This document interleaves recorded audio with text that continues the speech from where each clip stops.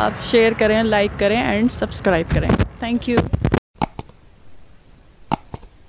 अस्सलाम वालेकुम। नज़र पॉइंट के साथ हुसैन दानिश में आज अफ्तार पार्टी में मौजूद हूँ और कराची ग्रैंड अलायंस के जो है चेयरमैन साहब असलम खान साहब मेरे साथ मौजूद हैं। कराची रेजिडेंट फोरम के भी जनरल सेक्रेटरी साहब मौजूद हैं यहाँ पे। आए दोनों से गुफ्तगू करेंगे हम। अस्सलाम वालेकुम सर। सर आज की अफ्तार पार्टी के हवाले से आप क्या बोलेंगे सर? देखिए, अफ्तार पार्टी थी, शहर के अच्छे लोग आए, ये सारे लोग जमा तो ज़रूर हुए, लेकिन मैं हमेशा कहता हूँ कि जब तक इस शहर के लिए सब एक साथ जमा होकर जद्दोजहद नहीं करेंगे उस वक़्त तक ये शहर कुछ तरक्की नहीं कर सकता। आज इस शहर के लोग तफरक़ों में बटे हुए हैं, कौमियतों में बटे हुए हैं, फ़िरक़ों में बटे हुए हैं, पार्टियों में बटे हुए हैं, अपनी अपनी एक 1.5 ईंट की मस्जिद बनाकर उसमें बटे हुए हैं। तो जब मानी रही, मेरा नाम ज़हीर खान आफरीदी और मैं जाफ़र भाई जो चेयरमैन है, कोऑर्डिनेटर टू चेयरमैन हूँ मैं। और अल्हम्दुलिल्लाह रेसिडेंट फोरम से हमारा ताल्लुक़ है जो कि कराची की फ़लाह व बहबूद के लिए बनाया गया है। और कराची में बोलने वाले सिंधी, पंजाबी, पठान, बलोच, पख्तून और पंजाबी हो, सराइकी हो, जो भी है वो हमारे इस फोरम के सब नुमाइंदे हैं और हम सिर्फ कराची की फ़लाह व बहबूद के लिए ये कर रहे हैं। और आज का यही प्रोग्राम इसी हवाले से अरेंज किया था क्योंकि हमारे चेयरमैन साहब जापान से आए हुए हैं। तो आज जितने भी मेहमान हैं, मौजूद मेहमान आए, जिनमें आफाक भाई हैं और डॉक्टर सलीम हैदर हैं, फ़ारूक सत्तार भाई हैं और फ़रीद अंसारी भाई हैं, पीपल्स पार्टी के जो भी थे और पीटीआई के जो भी रहनुमा हैं, उन सब का हम तहे दिल से शुक्रिया अदा करते हैं। और आप सब मीडिया वालों को भी बहुत बहुत शुक्रिया कि आप लोगों ने हमें मौका दिया अपनी बात पहुंचाने का, और बहुत बहुत शुक्रिया। थैंक यू, जज़ाकल्लाह। कराची रेजिडेंट्स फोरम का ये कमाल है कि वो ऐसी तकारीब मुनक़िद करते हैं कि जिसमें शहर के नुमाइंदा लोगों को जमा करते हैं। और आज की तकरीब भी बहुत कामयाब तकरीब थी और रोज़े के इफ्तार से जो हमारे दीन का भी सबक है कि मोहब्बत फैलाओ, सब लोग मिल बैठो बैठकर। आज बहुत ही शानदार तकरीब थी और मैं रेजिडेंट्स फोरम को मुबारकबाद देता हूँ और इनके कायदीन को, ख़ास तौर से जाफ़र भाई को, मंजर भाई को, शेख इस्माइल अजीम को कि ये लोग इतने बड़े काम का बेड़ा उठाया हुआ है। सर कुछ सियासी गुफ्तगू हो जाए। आज फ़ारूक सत्तार मौजूद थे, आफाक अहमद, आप बड़े सियासी लोग मौजूद थे यहाँ पे। फ़ारूक सत्तार ने एक बात कही कि फुकदान या क़यादत का, इसके हवाले से क्या बोलेंगे आप? सही कह रहे हैं और खुदा का शायद दिल, अगर अपने दिल से कह रहे हों तो अच्छी बात है, वरना दिल में तो ख़ुद को क़ायद समझते हैं और बेचारे अपने बानी क़ायद को निकाल के बाहर कर दिया उन्होंने। तो क़यादत का फुकदान तो उन्होंने ख़ुद पैदा किया है। तो इसलिए अब ये कि वो दावत दे रहे थे कि पढ़े लिखे लोग आ जाएं, तो पढ़े लिखे लोग तो सारे आए हुए थे, पढ़े भी आए हुए थे, जाहिल भी आए हुए थे, 100% लोग आए हुए थे, सारे भाग गए हैं। अब दोबारा पढ़े लिखे कहाँ से आ जाएंगे? और फिर इनके क़यादत पे जो आजमाए हुए हैं 40-40 साल के, नाकाम, कौम के लिए कुछ नहीं किया, तो अब ये ऐसे कहते रहें, उससे कोई फ़र्क नहीं पड़ता है। दावत का कहा, मुँह ज़बानी तो दावत कही जा रही है, मगर किसी किस्म के कोई इन्विटेशन। देखिए, दावत जो होती है, दावत उसके घर जाके दी जाती है, वो ऐसी रोज़ाना दावत देते फिरते हैं, लेकिन ये हर एक से खौफज़दा है कि कोई आ ही ना जाए। तो इसलिए, और जो बेचारे 2-4 आ गए हैं वो खुद दोबारा भागने के चक्कर में हैं, उनके अपने इजलास अपने दफातर में हो रहे हैं। तो कुछ भी नहीं है, वो लोगों को ये एक शौक़ था कि जो इत्तेहाद, तो वो इत्तेहाद भी हो गया। नतीजा क्या है? 0, 0 + 0 + 0। सिवाय पैदागिरों का इत्तेहाद करने से कोई फ़ायदा नहीं। अच्छे लोग जमा हों और कौम की क़यादत करें। बहुत शुक्रिया। बिस्मिल्लाहिर्रहमानिर्रहीम। देखिए, कराची हमारा जो है वो मकामी घर है और हमने तमाम सियासी जमातों को दावत दी कि कराची जो है वो बिलख रहा है, तड़प रहा है और बिल्कुल वेंटिलेटर पे। तो हमें इसको जो है वो दोबारा से ज़िंदा करने की और जोड़ने की ज़रूरत है, इसके मसाइल को हल करने की ज़रूरत है। आवाम अपने बुनियादी आइनी हुकूक से महरूम है और जो है उसको हस्पताल, तालीमी इदारों में कहीं जो है उसका पुरसाने हाल नहीं है।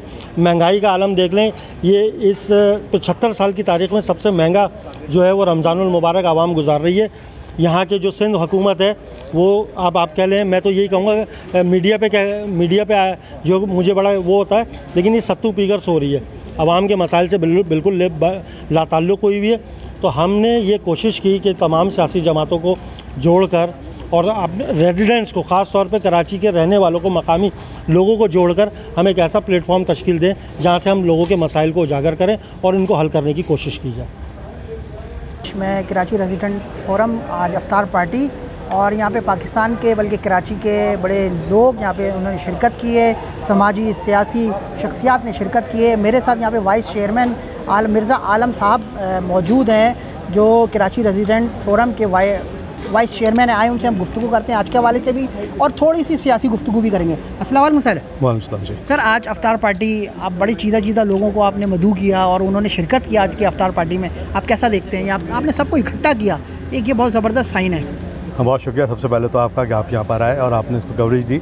जैसे कि आपने ख़ुद का चीदा लोगों को बुलाने का मकसद है कि जो कराची के बेटे हैं, जो कराची के मसाइल से वाकिफ़ हैं, जो आगाही रखते हैं इस बात की कि इस टाइम कराची किस कर्ब से गुजर रहा है, तो जो उसकी दादरसी में हमारा साथ दे सकते हैं, उनको हमने यहाँ पे जमा किया। कोशिश की अपना मौक़िफ़ उनके सामने रखें और उनको बताएं कि सब कुछ सियासी सतह पर ही नहीं हो सकता, अवामी सतह पर जो आपकी बुनियाद है, जो आपके इस प्लेटफॉर्म पर लेके आती है, जब तक आप उनको उनके हकूक़ नहीं देंगे, उनका हक़ नहीं देंगे, तो यकीनन आप सियासी जमात कहलाने से महरूम हो जाएंगे। सर, ये बताइए मुझे कि मरदमशुमारी का मसला आया हुआ है इस वक्त कराची में। डकैतियाँ, रमज़ान है चल रहा है, ईद है, किसी किस्म का कोई रोकथाम नहीं है हुकूमत की तरफ से भी, सियासी पार्टियों की तरफ से भी।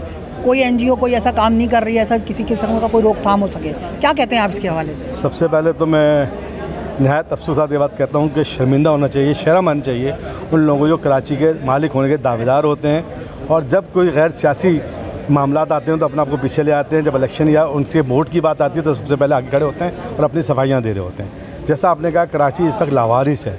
यहाँ पे कराची को मसाइल नहीं, बल्कि यहाँ पे उनकी ज़िंदगी के मामलात आ गए हैं। मसाइल से बढ़ के बात हो गई है, चूँकि देखें उनके पास पीने का पानी नहीं है, जलाने के लिए गैस नहीं है, खाने के लिए रोटी नहीं है। घर का जराइम की आमाजगा इसलिए बना हुआ कि यहाँ पे गैर मुकामी लोगों को लाके इस्तेमाल कर दिया गया है कि जब हम उनकी शनाख्त करने जाते हैं थानों में या किसी ऐसे इदारे में जो यहाँ पे कानून नाफिज करते हैं, तो उनके पास उनकी कोई आइडेंटिफिकेशन नहीं होती कि उनको कैसे शनाख्त किया जाए। आप देखिए, इस दफ़ा कराची में एक अजीब नई चीज़ हुई है। पहले लोग मुँह पे ढाटे बांध के या अपना को कवर करके डकैतियाँ करते थे, जराइम किया करते थे। अब वो पूरी फेस के साथ आते हैं, धड़ल्ले से आते हैं। तो कोई तो वजूहत है इस बात की, कोई तो वजूहत है, कोई तो सवालिया निशान है उन इदारों के ऊपर कि जो यहाँ पे कानून नाफिज करने की जिम्मेदारी लेते हैं, उसके बावजूद ये सब होने का मकसद।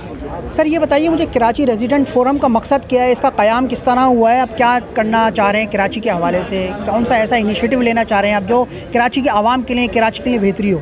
देखिए, सबसे पहले जैसे आपने बताया कि कराची रेजिडेंट्स फोरम बेसिकली यहाँ के जो मुकामी और रिहायशी लोग हैं, आपको पता है घर घर मसाइल हैं, ख़ासतौर पर मोहल्लों के अंदर गटर, पानी, बिजली, गैस, इन सब की आवाज़ बुलंद करने वाला कोई नहीं है। ये सब किसी तरफ नज़र रखते हैं, मुंतज़िर होते हुए उनकी दादरसी करें। तो हम कराची रेजिडेंट फोरम का काम इसी बात की गमाजी करेगा, इस बात की यकीनदानी कराएगा, उनको यकजहत करेगा एक प्लेटफॉर्म पर, ताकि उनके मसाइल को सामने रखते हुए उनके लिए आवाज़ बुलंद की जाए। ख़ास तौर पर इस चीज़ को हम मोहल्ले की सतह पर लेकर आएंगे, कमेटियों का क़याम करेंगे। जैसा आप देखते हैं किसी जाते हैं फ्लैट्स बने हैं, वहाँ पर उनकी एक एसोसिएशन होती है। वो एसोसिएशन जो है सिर्फ एक इंतज़ामी तौर पर उनकी मसाइल हल करने के लिए होती है। हम चाहते हैं उन मसाइल के लिए उन तमाम लोगों को एक प्लेटफॉर्म पर जमा किया जाए, जिसको हमने कराची रेजिडेंट फोरम का नाम दिया है। कौमी नहीं, मैंने कहा इस वक्त मुल्क के जो हालात हैं उससे दिल खून के आंसू रोता है। एक मोतबर, मोतदिल, एक जिसे कहते हैं कि सियासी जो है वो पुख्तगी और बुर्दबारी रखने वाली क़यादत का फुक़दान है। तीनों बड़ी जमातें जो हैं वो अपनी अना की सियासत कर रही हैं, गिरोही और जमाती मफादात के लिए सियासत कर रही हैं, इक़्तिदार के लिए। तीनों बड़ी जमातें देखें ना, असेंबलियाँ तोड़ने की बात जब मेरे मफाद को सूट करता है तो मैं असेंबलियाँ तोड़ दूँ।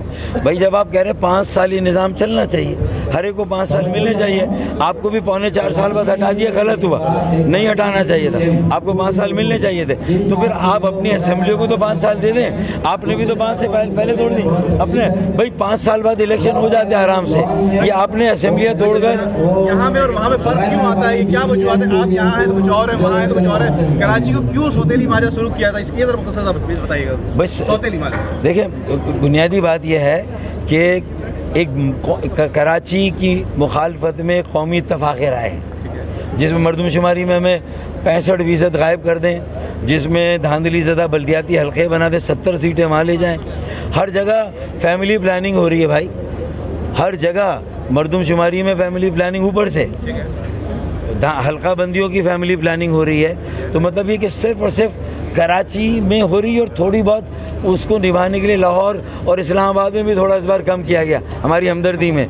लेकिन ये कैसे हो सकता है कि पूरी दुनिया आकर कराची में बस रही है और कराची की आबादी इतनी कम कैसे हो सकता है? और अंदरून सिंध में 15%, 20% आबादी में इजाफा, यहाँ कम हो रही है आबादी। ये कैसे हो रहा है? मतलब मुझे ये बता दें कि ये ऐसे बच्चे कितने बच्चे एक घर में पैदा हो रहे हैं और एक ही वक्त में पैदा हो रहे हैं, जो अंदरून सिंध की आबादी आसमान से बातें कर रही है और हमारी आबादी ज़मीन से भी नीचे चली गई। आने वाले वक्त क्या देखेंगे? आने वाले वक्त में मुझे अगर सर जोड़कर ना बैठी सियासी जमातें, एक कौमी एजेंडे पर इत्तफाक़ राय ना किया गया, इंतखाबात का शेड्यूल, उसका एक इस्लाहात और सियासी जमहूरी अमल को कैसे मजबूत करना, आगे बढ़ाना, और एक कम से कम माशी कौमी एजेंडा अगर मजबूती और इस्तेहकाम के लिए काम नहीं हुआ तो मुझे केओस, एनार्की यानी कि तवाइफुल मलूकी अफरा तफरी नज़र आ रही है। फिर कराची में तो और ज़्यादा इसका असर है, क्योंकि कराची में 15 साल से नया पानी नहीं आया, K4 पर काम नहीं हुआ। फिर यहाँ सर्कुलर ट्रेन सुनने में आता है, लेकिन अब तक एक कॉरिडोर बस का मुश्किल से बना है, जबकि बाकी 4000 का टैक्स हम दें और हमें 40 अरब की खैरात मिले, 400 अरब मिलेंगे तो जाके मसला हल होगा। दर्द सहे भी फाख्ता और कव्वा खाए अंडे, तो अब हम इस कव्वे को मज़ीद अंडे नहीं खाने देंगे।